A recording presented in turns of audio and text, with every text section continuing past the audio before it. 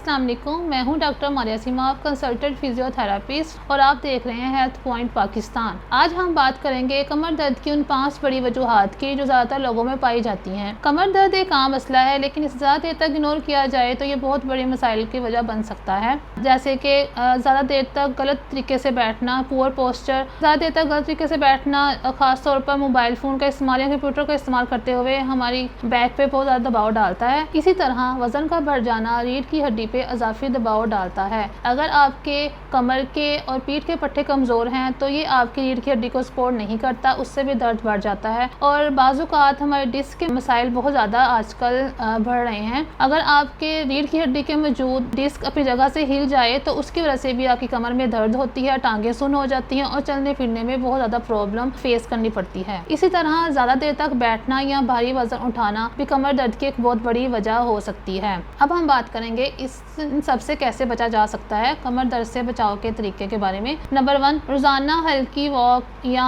Exercise करें, अपने वज़न को कंट्रोल में रखें, सही पोस्चर अपनाएं, ज़्यादा देर तक एक जगह पे ना बैठें, ज़्यादा देर तक एक टांग पे खड़े ना हों। अगर दर्द ज़्यादा है तो डॉक्टर से मशवरा लाजमी करें या अपने फिजियोथेरेपिस्ट को लाजमी चेकअप करवाएं। अब हम बात करेंगे कमर दर्द से बचाव के तरीके। रोज़ाना हल्की वॉक और थोड़ी सी एक्सरसाइज लाजमी करें, अपने वज़न को कंट्रोल में रखें और ज़्यादा देर तक एक जगह पे ना बैठें और अपने पोस्चर को बेहतर रखें। अगर दर्द मुसलसल रहे तो अपने डॉक्टर से मशवरा करें और करीबी फिजियोथेरेपिस्ट को लाजमी चेकअप करवाएं। अगर आपको ये वीडियो फ़ायदेमंद लगी हो तो इसको लाइक करें, शेयर करें और हेल्थ पॉइंट पाकिस्तान को सब्सक्राइब करना ना भूलें। अल्लाह हाफिज़।